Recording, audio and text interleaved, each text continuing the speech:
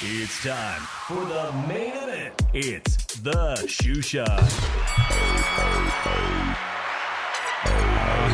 Yeah. ¿Qué ondas, vatos locos? It's your boy Dave from the 408 coming to you with a special Shoe Shine Tuesday night edition with my boy all the way from the city of brotherly love in Philadelphia, sitting on top of the sports world, Philly Irish Drew Evolook. ¿Qué pasa, homie? What is going on with the Phillies right now? They're 4-0. 4-0. You know I can't stand those Houston Astros. Sorry, guys. Anyways, man, it was a great weekend. I hope everybody had a great Halloween. Drew and I decided not to do it because, hey, you know, everybody's out with the families, if not trick-or-treating or out enjoying the festivities in their adult costumes. So I figured let people be freaks and let their freaks fly, or let the people be family people and take the kiddies out. So here we are, Drew, on a Tuesday night, doing our best to recap the great sport of boxing. Shout out to everybody who's joining us. I see Mom Food Planet Things. A pleasure to have you. Hello. Nando Lamas, Chicano Prophet, my homeboy. D Baldi is in the house. Thank you, Nando. I said Nando already. Yeah, man, I appreciate everyone coming in to hang out with us because it is Tuesday. I know the World Series is going on. Halloween, maybe some of you are still hungover. Drew, did you dress up? Nah, I didn't dress up. I didn't even go out yesterday.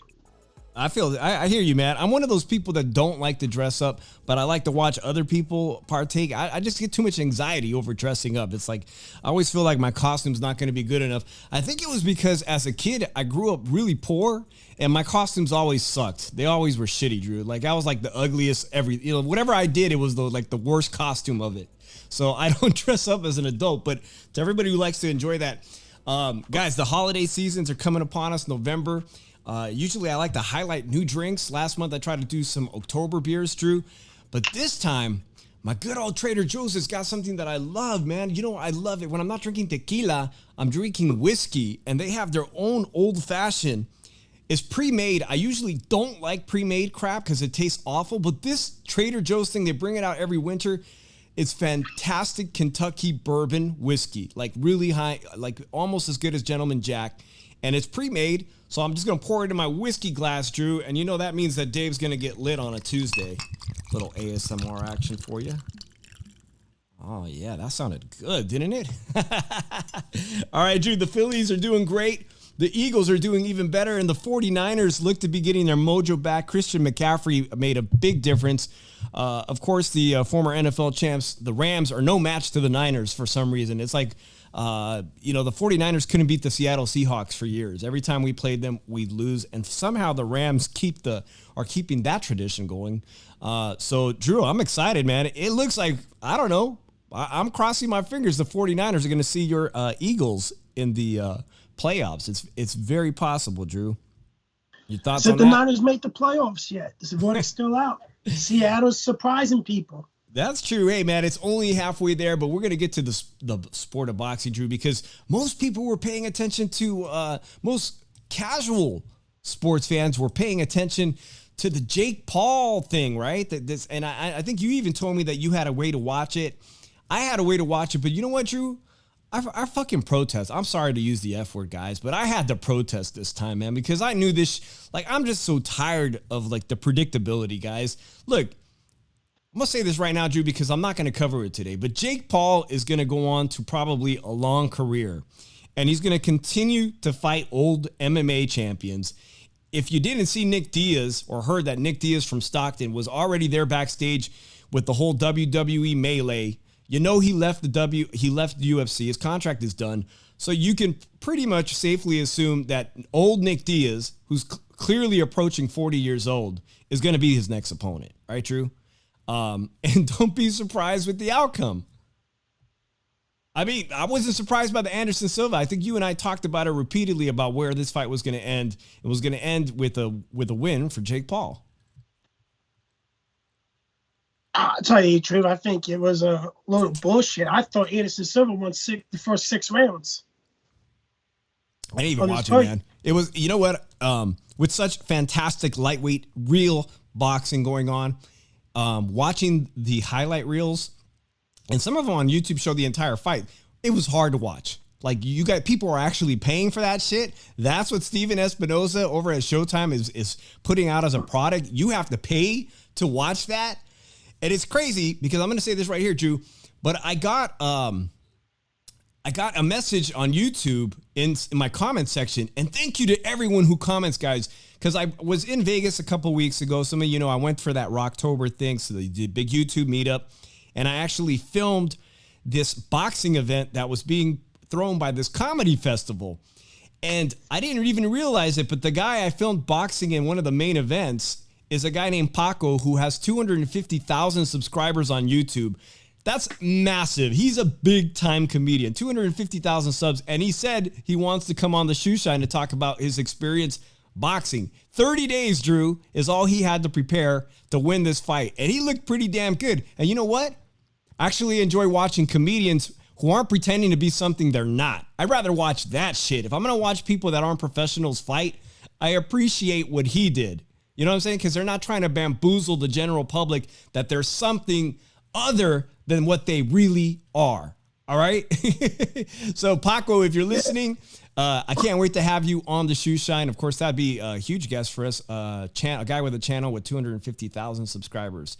So, shout out to Paco and shout out to everyone who went to Skankfest 2022. Drew, you want to give your thoughts on the stupid Jake Paul fight with Anderson Silva? You know what? I thought he won the first 6 rounds, Anderson Silva. I don't know. I can't see how the hell they were able to score this fight for Jake Paul. But, like, seriously, this is a joke. It's going to continue being a joke. Steven Espinoza is becoming more of a joke, putting this shit on Showtime and let her know having lackluster cars on the PBC also. So, really, these guys are unwilling to do business with other networks and other promoters. Don't be surprised if PBC or Showtime ends up stop doing boxing or ends up being sold PBC, because I won't be surprised if Al Heyman's going broke. I said that on multiple occasions. But there's 2 fights that should be happening. Firstly, neither fight is happening because of Al Heyman, and you can blame Steven Espinoza also because he's going along with Al Heyman's thing about it. But the only thing that Showtime has is going to make them money is Jake Paul, unfortunately, because there are idiots that will be willing to buy his pay-per-views, him fighting MMA guys that are retired, done, instead of fighting guys that are boxers. And then you got Logan Paul on Twitter saying that, he tried to fight boxers, they both backed out. No, let's correct that. One backed out. The other one, your brother backed out because of the weight issue. So don't say that Hasim Rahman Jr. backed out of the fight. Your brother backed out of that fight. Tons of drama with that. There's a Triddle thing going on with Logan Paul and Hasim Rahman Jr. And like, I tell you the truth, you can't say that both fighters backed out when your brother backed out of that fight. So But unfortunately, we all probably gonna get a Nate Diaz fight, and we're gonna have more idiots buy that pay-per-view. Right, the Nate Diaz fight is going to be huge. I mean, I can't deny that it's not going to be huge and be a crossover thing with, Nate Diaz has a tremendous fan base from his years with the UFC. They're going to put on a show. Literally, the pre-fight stuff is going to be huge, Drew. And they may sell. I mean, they may sell more than 500,000 pay-per-views, which compared to real boxers these days and compared to PBC's pay-per-views, is going to be quite the sales. And not only that, the gate is going to be sold out. I want to wish him to go away, but he's not. So it is what it is. Jake Paul's going to be part of the conversation. And that's it. I shouldn't give it any more time.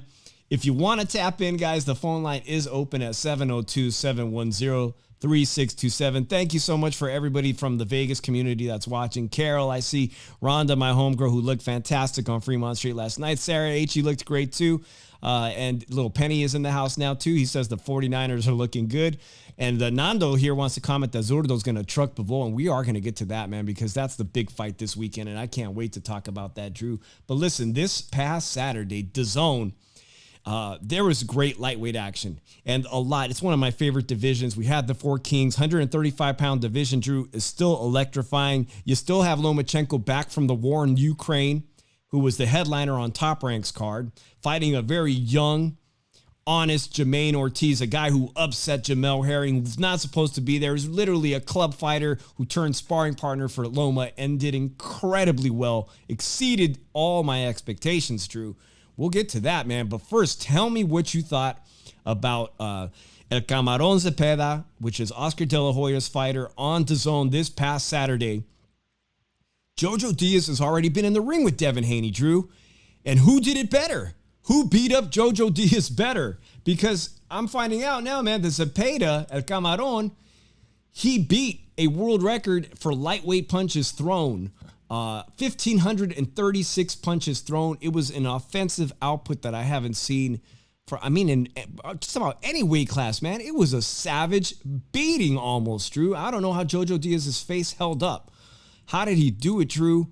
Was that impressive? I mean, he's had some bad fights recently, but this Saturday, I think he beat the crap out of Jojo Diaz better than Devin Haney did. He did. Like, this fight showed that Jojo Diaz is now a gatekeeper. And Zepeda, he might have proved he's the real deal, but, I got to see the upper echelon of the lightweight division with him and everything. And I doubt he's going to fight any of them because of promotionals and, like, network conflicts and everything. But Zepeda is one of those guys that can really do some damage in the lightweight division. But everybody's thinking they're gonna get him to move up to fight Ryan. That's not the case. And if I was them, I would not make him move up to fight Ryan Garcia, to feed him to Ryan Garcia. Who's asking for that he's fight? Going to be. Who's asking for that fight? He's going to be one of your stars on Golden Boy now, and you're going to have to do whatever you do to be able to build him up now, because he's your lightweight now. Ryan Garcia is at junior welterweight, so you're gonna have to do something now with Zepeda more.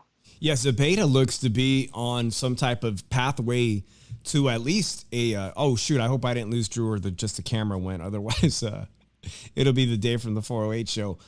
Drew, call back to our. If you are off of Skype, I'm going to have you call in using our interview mode here. Let's see if copy this here real quick.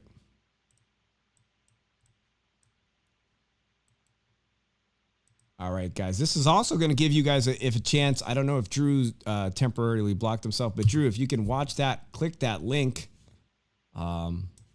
Otherwise, like I said, I'm not very good at carrying the show by myself. And if you want to call in and tap in, Drew and I were talking about right now about William Zepeda, Oscar De La Hoya's fighter, who did a fantastic job against Jojo Diaz, a former champion, a guy who was brought up from 126 pounds, fought at 130 and most recently lost to Haney and gave Devin Haney, the undisputed champion, a good go.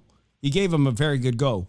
The question is now, how does William Zepeda get a fight when Devin Haney is over at Top Rank? How will he ever get himself a championship fight with all 4 titles being held by Devin Haney? And Lomachenko, now, if you guys saw him, all right, let's see here. I'll be damned. Drew's back. And, hey, Drew, because I put this in the chat, we got a guest commentator. Should we add him? Yeah, only reason I never left, guys. By the way, I don't put my family members on the camera. So, well, look at who it is. This Little Penny, a fellow Niner Bang Bang Niner Gang fan. Little Penny is in the house, man. Thanks for coming on the Shoe Shine, Little Penny. Which one of these fights? We were talking about William Zepeda on DAZN, man. What'd you think of his performance?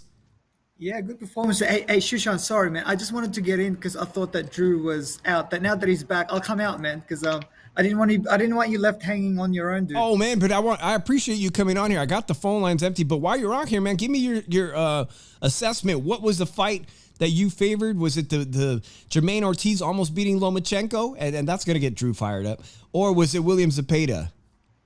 I actually didn't. I can't hear him, Dave, so I can't worry about him. Okay, well let him give his opinion, Little Penny. Go ahead, Little Penny. I did watch the Loma fight. I thought, man, I thought Loma. I don't know, man. He looks like he's washed up now, and I think if Haney fights him next, I think Haney's gonna beat him up. I don't think he'll knock him out, but I think he'll beat him up. I think Haney's got one more fight with ESPN, right? That's right. I think it'll be the Loma fight. I don't think it'll be Shakur. I think it'll be against Loma, and I think this will be next year. This will be the last fight for Haney at 135. I think he's moving up to 140 after the Loma fight. Yeah, I agree with everything you just said. I appreciate you hopping on. If you want to stay on, if you don't, I'll see you in the chat. And by the way, go Christian McCaffrey, go 49ers, man. That's Little Penny. Hey, Drew, good luck to your Phillies, man. You're from Philadelphia, right? Indeed he is. He can't hear you. Yes, he is. Indeed, he's from Philadelphia. Oh, okay. Good luck, man, streets. against the Astros. Yeah, man.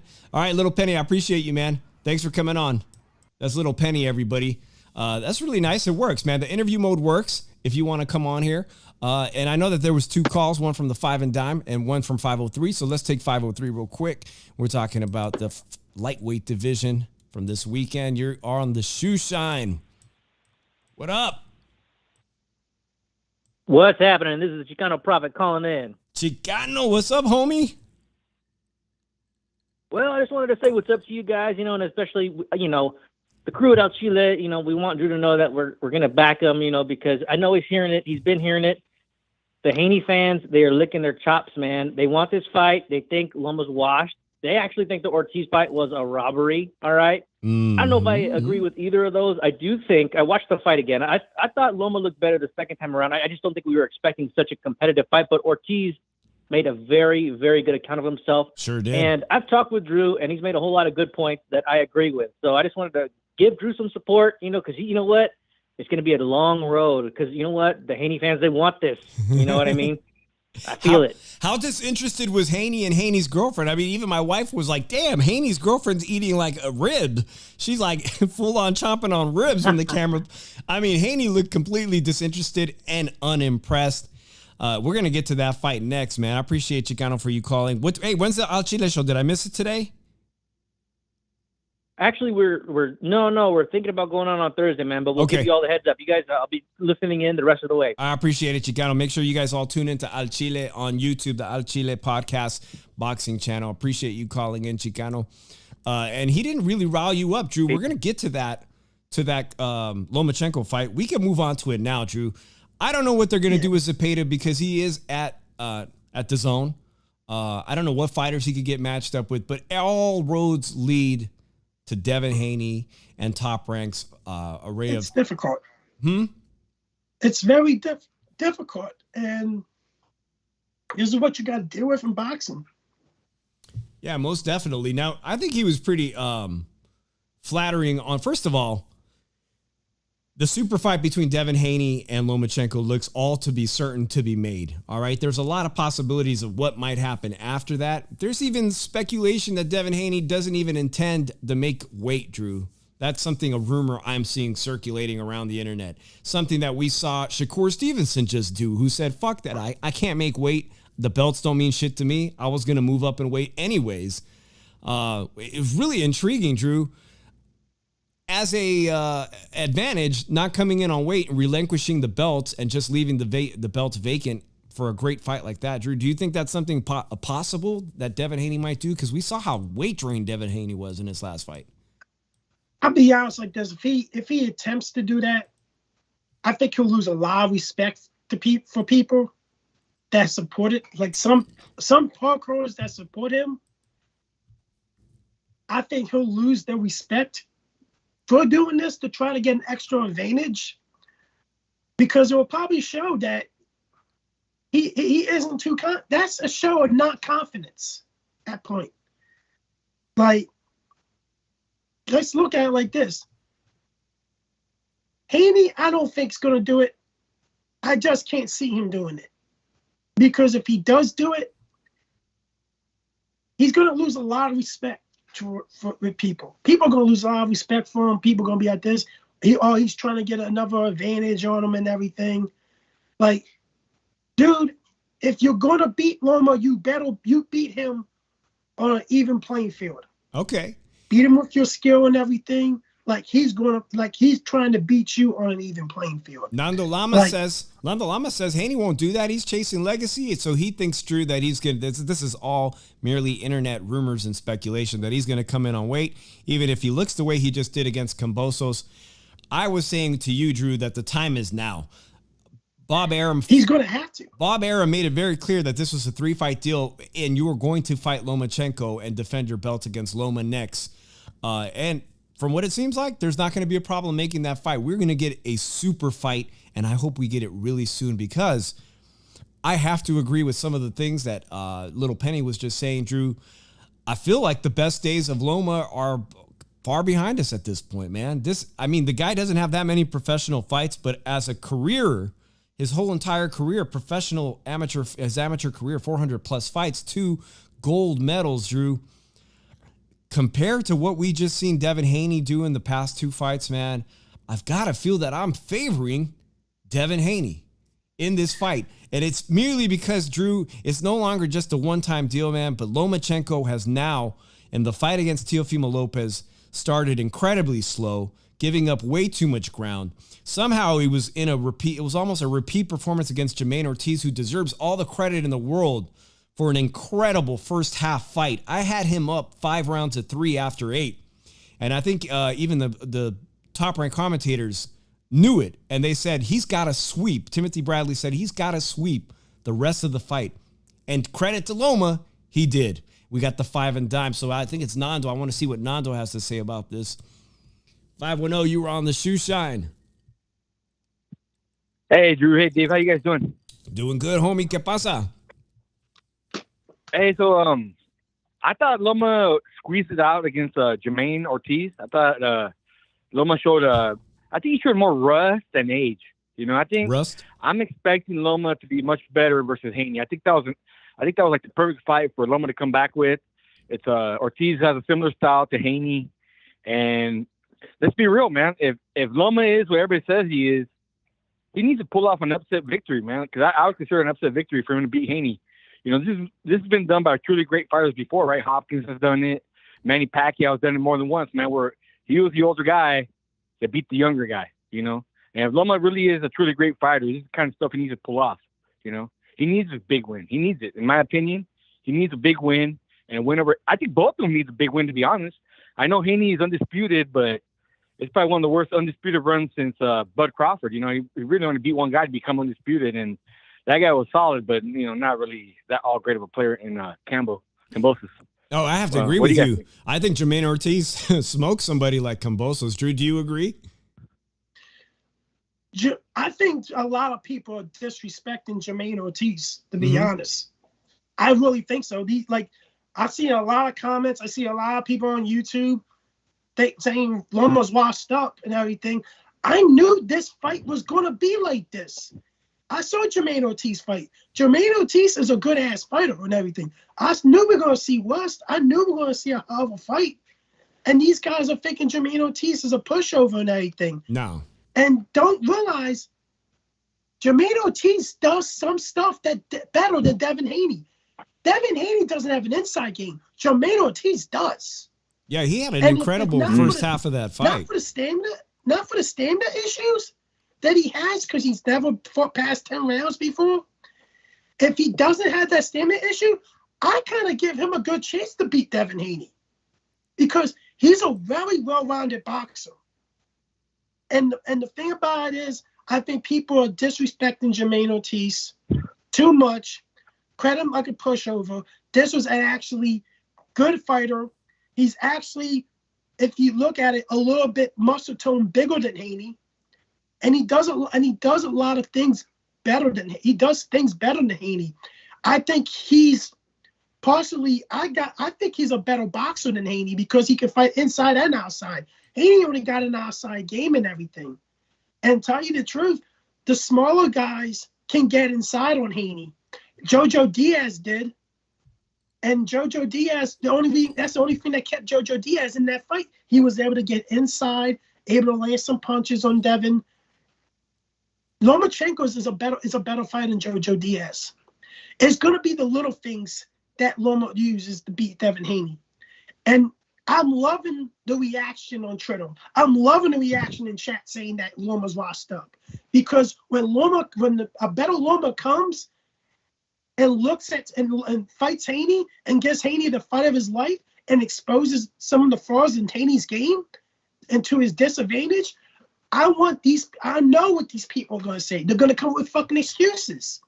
Oh, he was rate drained. Oh, he was this. Oh, he was that. At least I can say if Loma loses a fight, hey, Loma, because I can admit, hey, Loma lost the fight. Sure, he's lost 2 fights in his career already. He's lost one to Orlando Salido in his second professional career. But that's not to take away all the amazing accomplishments of one of the fastest people in the history of boxing to win 3 world titles at 3 different weight divisions. Incredibly remarkable, Drew.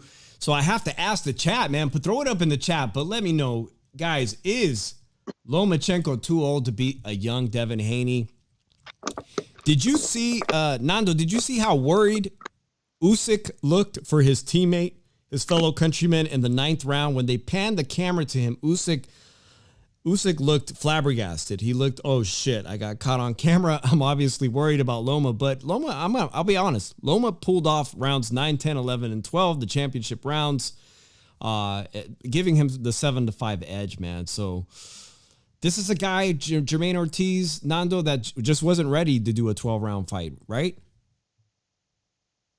No, honestly, I think Loma, like, we've seen this type of fight before from an older fighter that took off a long break. Or we saw that with Sugar Ray Leonard a long time ago, where that comeback fight, I think Leonard got knocked down in this comeback fight, right? So I think Loma's still pretty young, man. He's 35 years old. I mean, Hopkins 34. Was like 36 years old when he knocked out Tito. How old was Manny when he beat Keith Thurman? I mean, people use his age as an excuse all the time, like for these older fighters, like hoping they fall off and say, he fell off because he was old. But in reality, Loma has never really showed anything where he's fallen off to me. I mean, obviously, it was a tougher fight than expected with Jermaine Ortiz. But I think Loma, like I said, Loma will be better in his fight against Haney than he showed in the fight with Ortiz. And that's another thing, too. I would like to see Ortiz maybe, like, he's a free agent. Why not put him in with Zepeda? Or put in Zepeda in with Kambosos, too. To keep him busy. And those would be fun fights, man. Kind of kill 2 birds with 1 stone. Man, what a fantastic idea! Because you know what, I want to bring these 2 amazing fights that we saw in the 135-pound weight division. 2 fights that I was watching at the exact same time. I couldn't get my eyes off of the Zepeda fight to pay attention to the Loma fight because they were interlapped, right? And people were pressuring me to go, "Are you gonna watch Jake Paul? All my casual friends, are you gonna watch Jake Paul?" No, let me watch the real guys go at it, guys. But I think this Saturday night, Jermaine Ortiz and William Zepeda, who for a while has been showing to be a special talent from Mexico, have cemented their place in the 135-pound division this year in 2022 as top 10 contenders easily, and arguably possibly top 5 contenders. And I'll say why top 5, Drew, because agree or disagree with me, man, but Jermaine Ortiz won 5 rounds out of 12 against the former pound-for-pound champion in Lomachenko. Mm-hmm. And Devin Haney didn't even nearly do as well against Jojo Diaz like William Zepeda did. William Zepeda, again, if you didn't watch that fight, landed a career record, boxing record for new CompuBox record for punches thrown in a lightweight fight. 1,536 punches thrown. And I wasn't watching that fight because I thought Jojo Diaz was going to suddenly come out in the 10th, 11th, 12th and stage a rally and come back. No, I was watching it because I was blown away by how Zepeda was able to keep this offensive output in a fight that really demanded, like, okay, yeah, he looked like shit a couple fights ago, but this time, when it really matters, he made a statement on Saturday night. And now we've got 2 guys on Saturday night, one a winner, one a loser, both, in my opinion, now top 5 contenders in the 135-pound division. Because, hey, who knows where Ryan Garcia is? Does he fight at 140? Does Gervonta Tank Davis fight at 140, 135, 130, whatever, right? These guys are in the lightweight division. They are there to stay. Drew, your final thoughts on this Lomachenko versus Haney, man, because this is a fight that I think, I don't even know how Top Rank is going to allow this fight to not be pay-per-view. With PBC doing pay-per-views and with Jake Paul doing pay-per-views, how do you let this one slide, Nando? Do you charge the public, or do you say, fuck it, it's on ESPN for everybody to see the great talent that Bob Arum and Top Rank from Las Vegas have on hand? Do we give this fight free to the fans, or do we charge? I think you stacked the cards a little bit. Why not put that Valdez versus Navarrete fight on that card? You know, oh, man. Make it a real good, solid pay-per-view. They'll get people excited. You know, oh, I think that's what they need to do. If they want to make that fight a pay-per-view, yeah, it'll be around the same time, March, April, right? It is. You jump right into it. And can I say one last thing before I go? Yeah. Don't sleep on JoJo, man. He showed he still has a chin. He showed he still has some talent. He might not be a lightweight, but if he has a discipline, he might be still solid in a contender at 130. Thank you for taking my phone call, man. Hey, man, I appreciate you, Nando. You guys have a good night. Always a great call. The Nando, bye. Great Nando from the 5 Dime. Calling Drew. He says, stack the card, make it a pay-per-view. Sin City Syndicate, what's up, homeboy? He says it won't sell. It's going to do 100,000 buys at most. But, man, Lomachenko, when Lomachenko fights on ESPN, regular ESPN and not Plus, which is a streaming service, they've done almost 1 million. They've done almost a million people watching for free, man. And that's nothing to laugh at with advertising. Like, I'm going to be honest with you, man. I'm going to be laughing my ass off if Loma wins this fight and what the LDBC is going to say about this shit. I'm really am. Because the thing about it is, the only 2 things that a lot of these comments are coming from, he's too big. He's too young to fight, to beat. And he's going to beat Lomachenko because he's too big. He's too young. Guys don't even know half the shit you're talking about half the time. I'm sorry, but I'm giving you all this facts, and then the only 2 things you want to say: oh, he's too big, almost too old. That's all you guys are saying. Because at the end of the day, Haney's only a 2-punch puncher. He really is. But he does it Haney incredibly well. Open. He does it incredibly well. Well, we saw it with Linares. He leaves himself open a lot too. We saw that with Linares. And I'm hoping that Loma's age doesn't show on that night and that he can catch him with those shots that he was catching Jermaine Ortiz in the late rounds. Here's another thing. And this is what I was saying that you kind of Oreo, and he was agreeing with. Devin Haney fights at a slow pace. Lomachenko fights at a fast pace for 12 rounds, constantly moves. He's never fought a pure boxer, Haney. He's never fought a guy that's going to move like that for 12 rounds, that's going to constantly try to punch him. And he's going to give him angles. And that's going to be the problem for Haney. Haney is not going to know how to adjust to that. I certainly hope for you. He's going to get caught. Haney's going to get caught. Well, it's not like it's going to knock him out or anything. I don't think Lomachenko's a huge puncher. But, Drew, for your sake, as a supporter of the Lomachenko career, I hope that he does come out to a hot start and give the fans a superb fight because we have not seen anyone press Devin Haney yet. We've seen glimpses of it in Linares when he hurt in the later rounds Haney, but we have not seen anybody bring that on who can keep up with Devin Haney's superb defense and hand speed. I haven't seen it. So for our sake as boxing fans, I hope we see that performance by Lomachenko, the ones that we know he's capable of. And I don't know if it's age or I don't know if he's incapable of it anymore, but I hope when the fight does come to fruition, we get that version of Lomachenko because it will be a fight of the year contender for all four titles. They're just going to make excuses if Haney loses. Hey, I'll be honest with you. The chat is lit up and they're split, and I appreciate everyone who's in here from the Fight Doctor. We've got Man in the Water. We've got the chat. This is going to be polarizing because both of these guys bring so much to the table. One, a young African-American champion from the Bay Area. Shout out to the Yay area.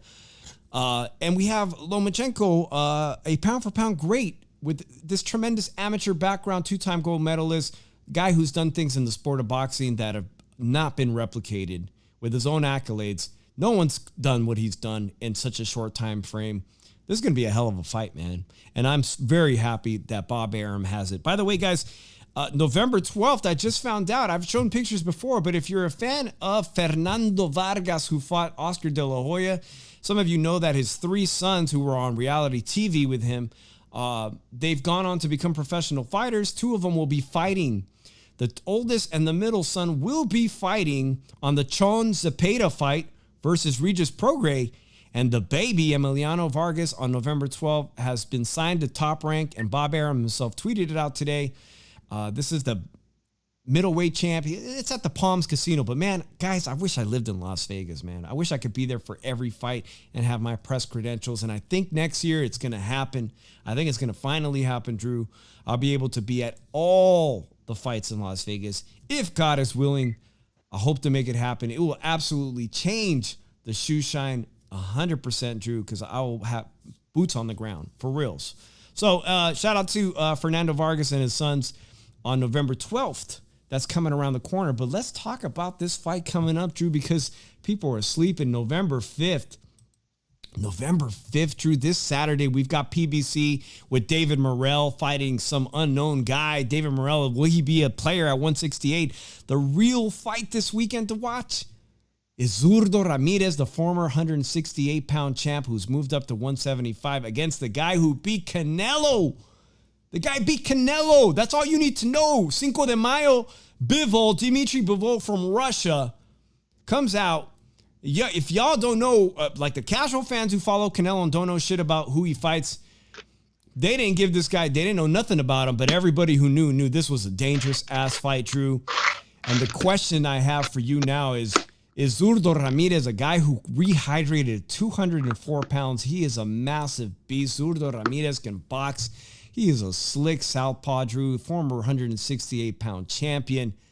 Have we seen the end of Bivol as a world champion in the light heavyweight division? If you guys want to call in and tap in, if you want to put it in the chat, who is going to win this weekend? Zurdo versus Dmitry Bivol, the guy who just beat Canelo Alvarez for the 175-pound title in what is this fight in Dubai? Saudi Arabia? Shit, I don't even know, man. Dubai, dude, they paid all kinds of money. This is a huge fight and could potentially be the light heavyweight showdown of the year. Everything is on the line, Drew, because, hey, Zurdo Ramirez wins this fight.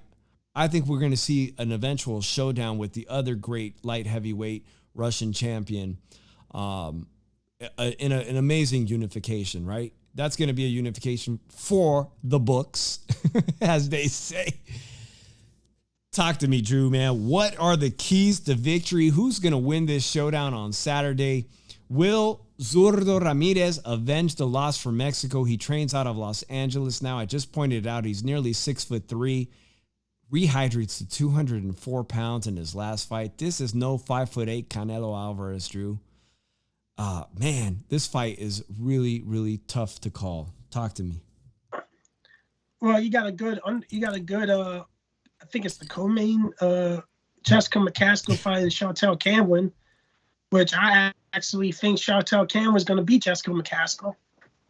Really? Okay.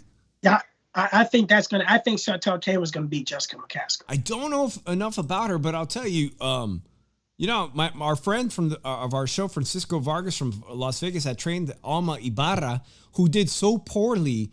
I was shocked, in her fight against McCaskill, that I don't know anything about her next opponent, Drew, but I'm looking forward to it. She's becoming a really good commentator as well. Like a lot of these female boxers, they're becoming very good commentators as well. That's on the co-main event.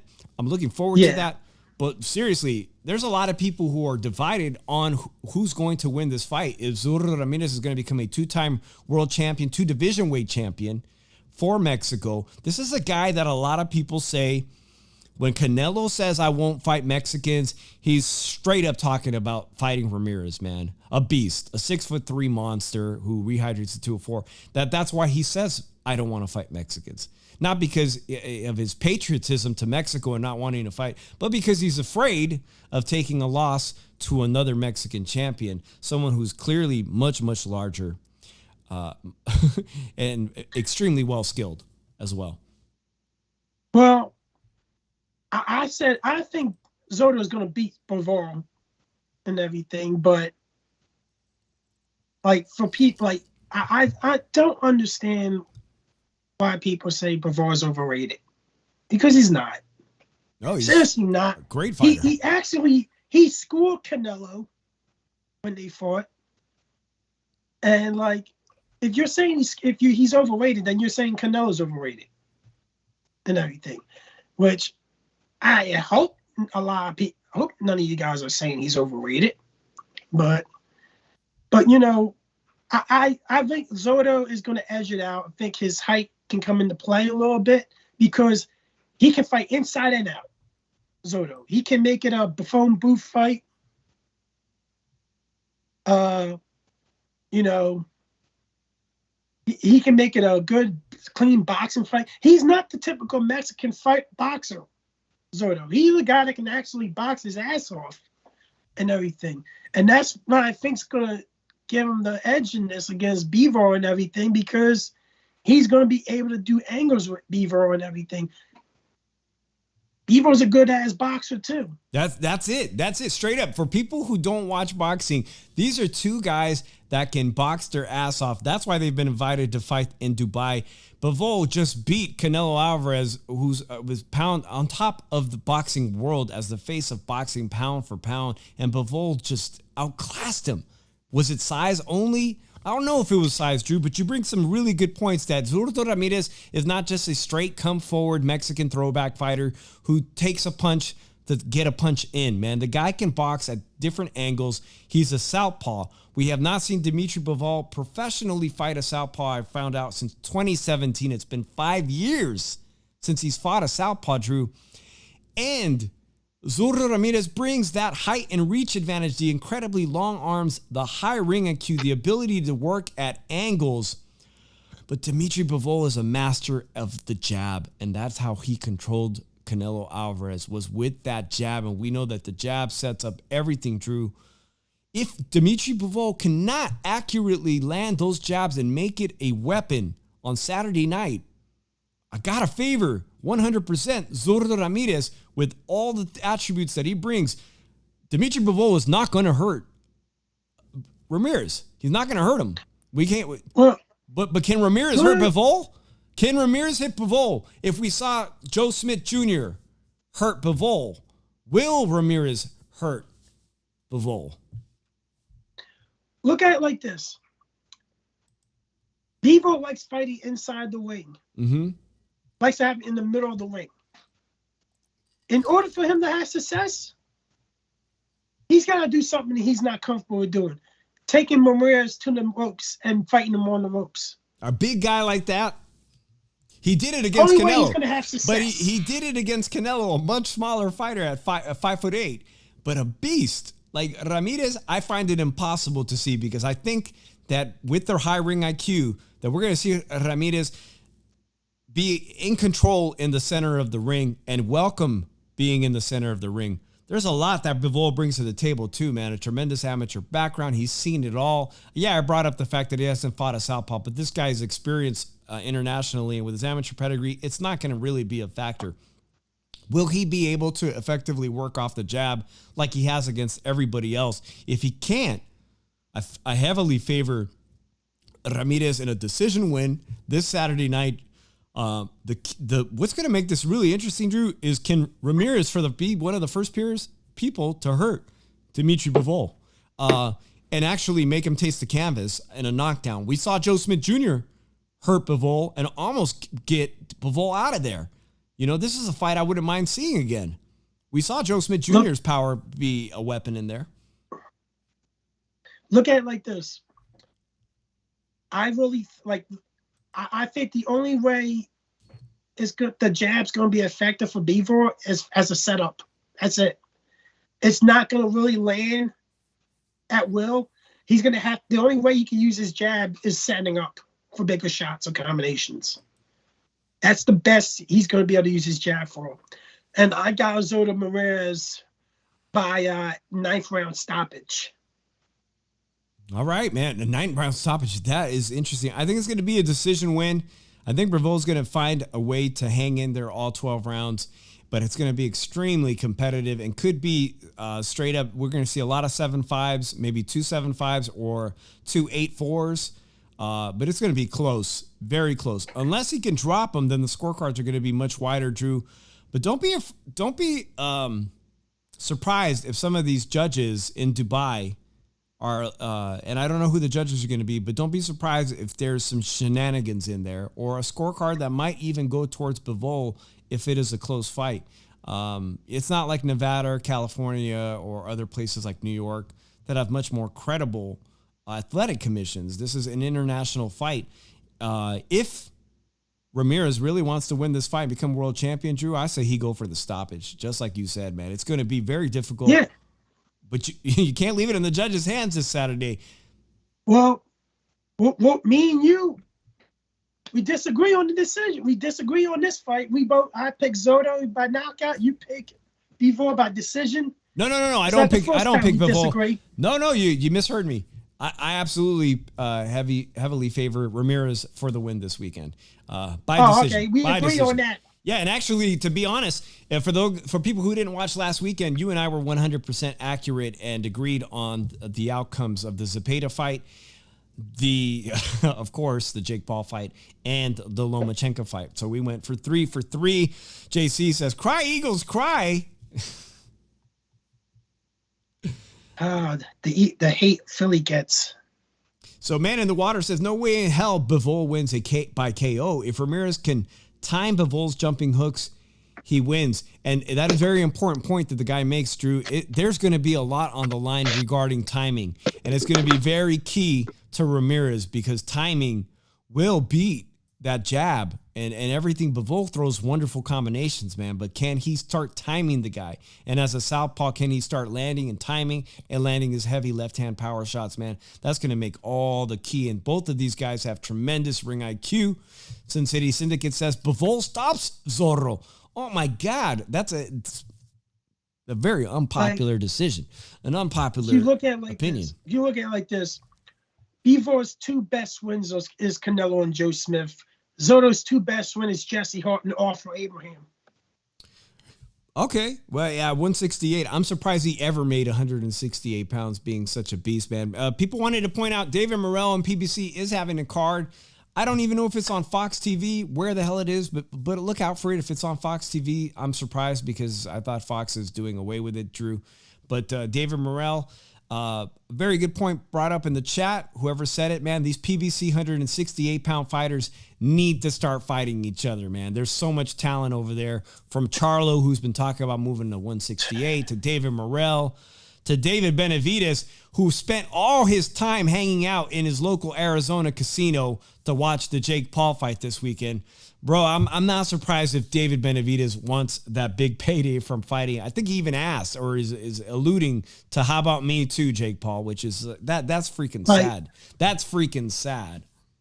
And it's funny. You want to know what's the truth, man?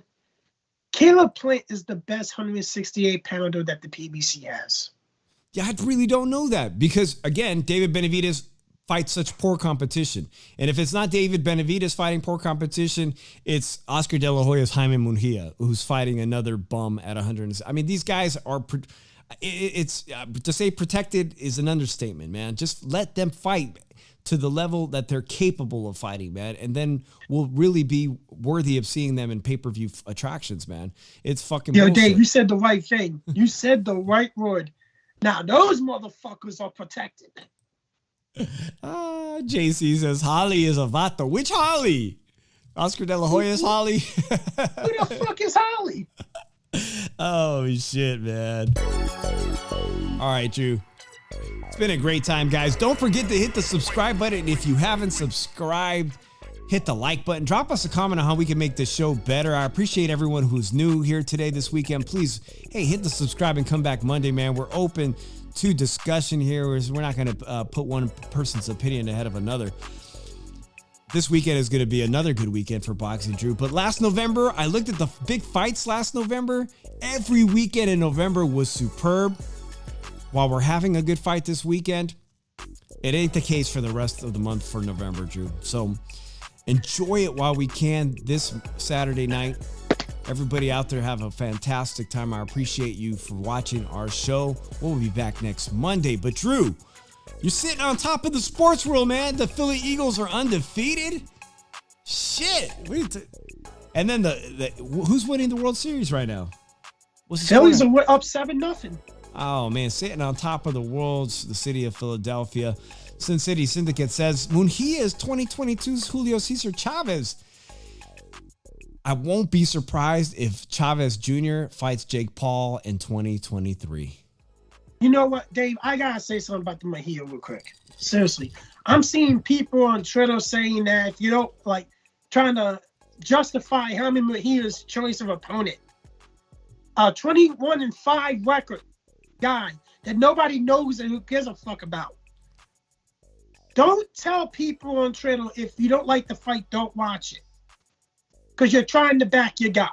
And I'm sorry, the dude is young, the dude has already been a champion, and the dude is 40-0. Why is he not moving up or fighting in a big fight? That's all I want to know. With all those titles vacated, I'm freaking shocked, Drew, because I just said November 12th, Palms Casino, Las Vegas, Top Rank brings you Janibek, right? Didn't he just pick up the vacant title? I mean, this is a title it's basically a title that Jaime Munguia could have attempted to have picked up, but he maybe even dodged the guy. He dodged that guy too. Like, so, it's really ridiculous how people could defend Jaime Munguia. Seriously. How can you defend Jaime Munguia when he's 40-0, he's already been a champion, and he has yet to fight a big fight? The best guy on his fucking resume is Gabriel Rosado. Ouch, dude. Hey, he's a Philly fighter.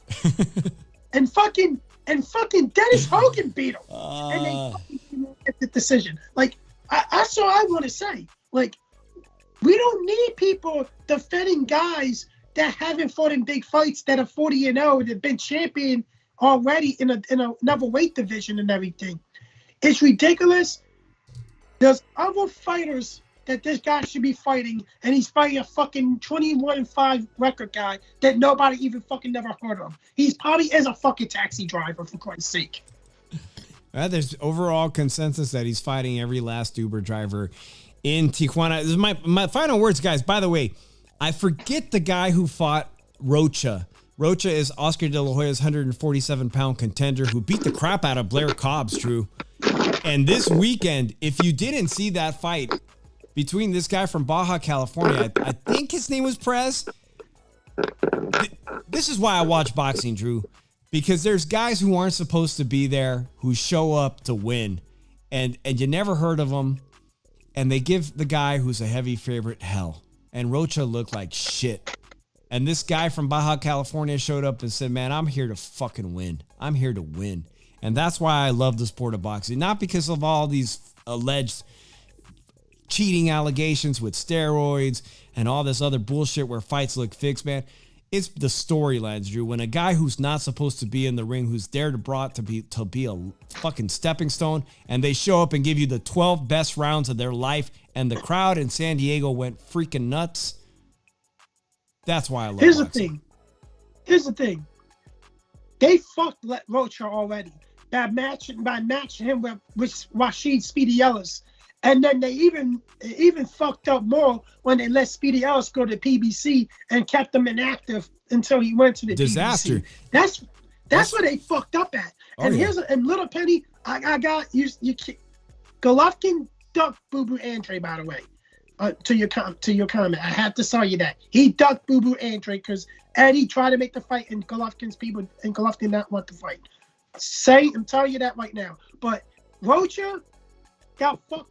They fucked Rocha over already with booking him against Rashidi Ellis, and Rashidi Ellis easily beat him. And then you made him inactive for over a year and a half until he got out of his contract and went to the PBC. And you let him walk. He's a potential star at 147, and you let him fucking walk. I don't get. Why? Because he beat your prospect Golden Boy. I get that, but you need to build a guy that beat Rocha, and you didn't, and you failed to do that. He's at the PBC now, possibly not getting used. No, I haven't seen Rashidi Ellis at all. I think you bring up a great point as we're winding down the show, a topic for next week or any other week. Where the hell is Rashidi Ellis? And Rocha, as far as Rocha, man, yeah, he got over that, this jobber, basically a journeyman from Tijuana. It was a hell of a fight. There's still a lot that I like about Rocha, Drew. And what I want to see in 2023, if Oscar can't get Virgil Ortiz a championship fight because all these guys are at PBC, Terrence Crawford's fighting this guy, and Errol Spence is going to fight Thurman, then let Rocha fight Virgil Ortiz in 2023. Just put your best fighters against each other, man. They work for you. Bring the fights to the fan base. Let Rocha fight Virgil Ortiz. Who gives a shit if they're both Mexican Americans from LA, one of them's from California, Texas, but who gives a shit? Let them fight each other. They're part of your stable. Make the best fights you can make for the fans and the sport of boxing. And that's the thing. These guys say, I'm going to make the best fights. And then you make a bunch of bullshit fights and everything. Like, seriously, if you're going to keep to your word, make the best fights. It doesn't matter if they're the best fighters of your stable in the same division. Match them the fuck up. Because tell you the truth, you're not matching them up against none of the other best guys. And everything. Nobody else gonna accept those fights and everything. And here's another thing. Errol Spence and Terrence Crawford will move up. That fight's not happening because of Al Heyman. They're gonna move up. Those belts are gonna be vacated. I'm telling you this right now, that WBO belt, why don't you let Rocha fight Rocha Ortiz for that belt? Because here's the thing right now. Errol Spence is going to move up to 154 so he does not have to fight Boots Ennis. That is the sole reason why.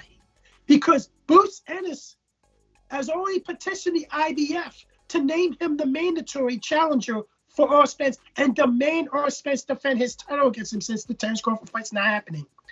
Once that happens, Errol Spence is moving up because he wants no parts of Boots Ennis. It looks like he'd rather fight.